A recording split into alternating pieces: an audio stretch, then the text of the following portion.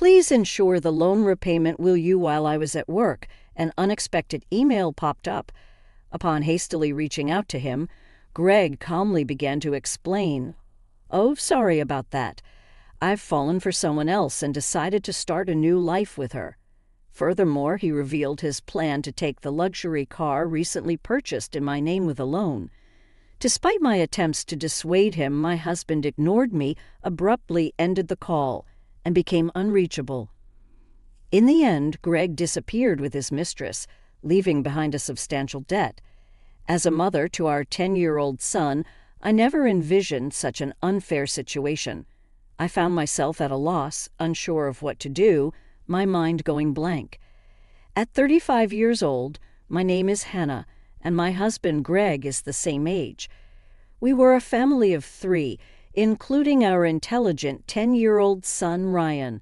Ryan had displayed remarkable intelligence from a young age, reading papers on the computer and seeking my opinion on complex topics. In contrast, Greg was unstable, never holding down a steady job. Despite my full-time job and concerns about our future, Greg had recently maintained a stable income for 3 years. Lately, Greg spoke of making memories as a family, leading us to decide on buying a $35,000 camper van. However, due to Greg's inability to pass the finance company's loan review, I ended up taking the loan for the car. On the eagerly awaited delivery day of the camper van, I received an abrupt email from Greg stating he would graciously take the delivered van since the loan was in my name and I would handle the repayments. Confused, I called my husband immediately, only to hear him confess, "Well, I've fallen in love with another woman and decided to date her. I intended it to be just a flame, but it turned serious, so I'm thinking of starting over my life with her." Bye. He mentioned the divorce papers we had discussed during a previous fight, declared he would file them, and unilaterally ended the call. This exchange marked the first time I realized I have been betrayed by Greg, a shocking blow. Subsequent attempts to contact him yielded no response. When I returned home from work and checked the drawer the divorce papers should have been, they were already gone, leaving me burdened with a significant debt from a $35,000 car loan. Despite my repeated attempts to reach out to my husband through emails and calls, I never received a reply.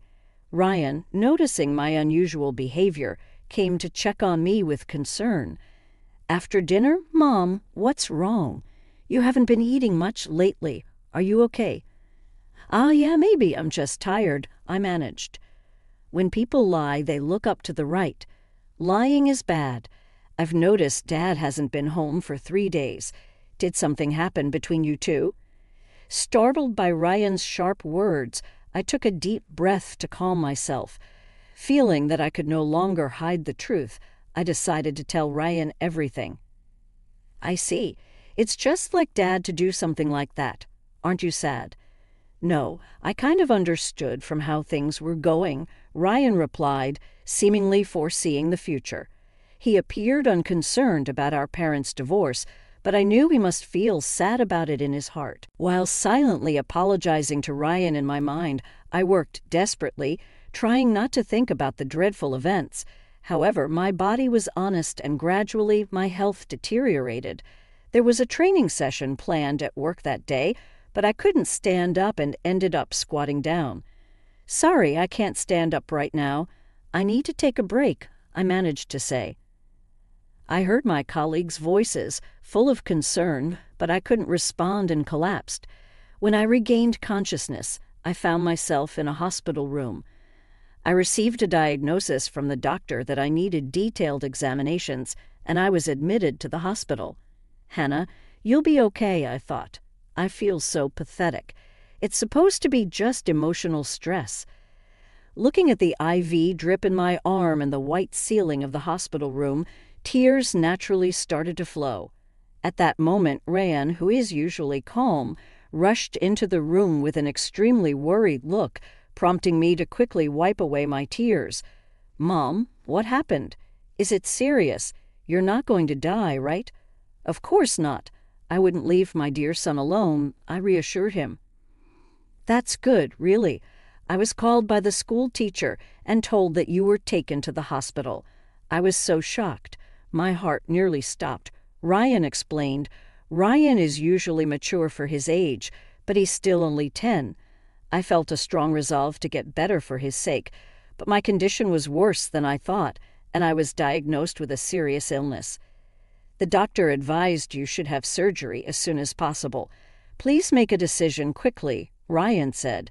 Following the doctor's advice, I underwent surgery, and by the time I was discharged, it had been a month since Greg had left. When I returned home and opened the mailbox, I found a demand letter for the car loan payment. Hannah thought the repayment should have been automatically deducted from my account. I panicked. Greg did this. I want to ask him to return the money, but I can't contact him. What should I do? Since I don't have the camper van, I can't sell it. After Greg left, everything seemed to be going in a bad direction, and my mood sank deeper. Seeing me saddened by my series of misfortunes, Ryan put his hand on my forehead. You look pale. Are you feeling sick again? You don't seem to have a fever, though. I'm fine physically, but you see, your father not only took the car, but also all the money we had saved. I can't work due to my physical condition, and now we have no money. I'm at a loss. I see. Then I'll deliver newspapers and I'll search the internet to see if there's any work I can do, encouraged by my 10-year-old son. I told myself that it wasn't the time to be down. Sorry for worrying you. I can't afford to be weak. I'll change my mindset and try to do whatever I can, I said, smiling at him. Ryan also smiled back and then said something unexpected. Let's plan how to get the car back from Dad. How can we do that? The camper van is in your name, right? Yes, but what about it? Maybe we can. Ryan suggested an idea that I couldn't even imagine. I had never thought such an idea could exist. Also, I have no idea where your father is. Then let's check on my phone. A month ago, when we went hiking as a family, surprisingly, Ryan, who is usually very reliable, felt lost. At that time, we bought a kid's cell phone on suggestion and installed the GPS app on it, which both Greg and I could access. With this app, I can see where Dad is in real time, and he's been moving around a lot. Oh, is that so? But what if we find him and he just says something vague and escapes again? As I pondered this, Ryan smiled and made an intriguing suggestion. Don't worry, I've already taken precautions. What did you just say? To my astonishment, Ryan had acted independently while I was in the hospital, achieving something unbelievable. I thought, I can't believe such a smart child came from me. Understanding Ryan's words, I was simply amazed. He had even caught wind of Greg's mistress. All right, let's teach Dad, who betrayed us, a lesson. Okay, let's start the plan right away. Together, my son and I prepared for that moment. With Ryan by my side, I felt invincible. Bring it on, anywhere, anytime. 3 days later, my phone rang. Ah, it's me. Please, I need your help. Oh, who might this be? Don't play dumb. It's your husband, obviously. I'm being questioned by the police about you. At this rate, they might ask me to come to the police station voluntarily. Help me out. Oh, is that so? Just wait a moment. Then I immediately went with my son to where Greg was. To my surprise, it was a forest park near our house where camping was possible. Greg was being questioned by the police in front of his car, looking bewildered. Feeling pathetic, I sighed and told the police we needed to have a talk as a couple and asked them to leave for a while. At that time, Greg seemed uncomfortable being watched by the people around us and urged Ryan and me to get into the car. Inside the car, Greg's mistress was sitting cross-legged, glaring at us, but that was no longer important. Sorry about that. Thanks for coming. But why did the police suddenly show up at my place? I don't get it. That's because I filed a report about the missing camper van. What? Why would you do that? It's obvious, isn't it? My car was stolen, Greg foolishly tried to reason. But the world isn't that naive, you know. You filed for divorce, remember? Forgot? So we are strangers now and are driving a stranger's car without permission. That's a crime. Ryan figured all this out. Typical, sharp as ever, kid, I thought. But I didn't steal the car. I just borrowed it for a bit. Greg tried to defend himself. Oh, is that so? Well, I'd like to use my car now, so could you return it? That would be really helpful. I reached out my hand, asking Greg to return the keys. He reluctantly handed them over. After confirming it was returned, Ryan quietly started talking. Hey, why did you abandon your family and choose to play around with this woman? Caught off guard by his son's unexpected question, Greg was flustered and awkwardly scratched his head. Seeing this, Greg's mistress chuckled smugly and started talking. It's because I'm more attractive than your mother. Look at me, you can see it, right? He fell head over heels for me and decided to leave his family. Quiet. I didn't ask you, old lady. Dad, you answer. Ryan's stern tone silenced Greg's mistress, but Greg remained quiet. If you can't explain, that's fine. I'll just have the police come back and arrest you. Wait, hold on. Okay, I'll talk. Mandy, it turns out, joined Greg's company 3 months ago. They were attracted to each other and became involved at the welcome party for new employees. Later it was discovered that Mandy was pregnant, and Greg decided to start a new life with her, leaving us behind. Why did you take the camper van? I quit my job and thought about selling the car for money, but it seems like you were using it quite a bit, weren't you? I thought it was a waste to sell it right away, so we decided to go on a trip. Wait, how do you know all this? Remember when Ryan got lost? After that, as a precaution, we bought him a kid's cell phone and installed the GPS app. Did you forget? We installed it on your phone too, so I knew where you were all this time. By the way, I later found out from Ryan that he had pretended to get lost during our family hike because he wanted a cell phone. I was amazed at Ryan's ability to think and act so strategically. I suspected something was off with Dad, so I came up with this plan to monitor his actions. You really are a terrifying child, I chuckled. I will never become an adult like you, Dad, who betrays important people without a second thought. Greg, faced with the hard truth Ryan told, was a pitiful adult, unable to offer any rebuttal. In contrast, seeing Ryan, only 10 but able to think and speak his mind firmly, gave me a sense of strength as a mother. I felt I couldn't lose, especially in settling things properly. Also, return the $20,000 you withdrew from my account right now. That was our joint property as a couple. I don't have to return it. No, it's not that. The money was what I saved little by little since I was single. After all, you always quit your jobs midway, so we hardly ever saved money together, did we? I was appalled to hear that the $20,000 had been squandered by Greg and his mistress. It was the moment I felt relieved about divorcing him. So that's how it is. But if you stole and used the car and my money, that's going to be a serious crime. What? I just sent the police away, so it's not their business anymore, right? I only said we would talk. I have no intention of withdrawing the complaint. I must add the theft of my money to the report. Mom, should I call the police now? I can do it with just one button on my phone.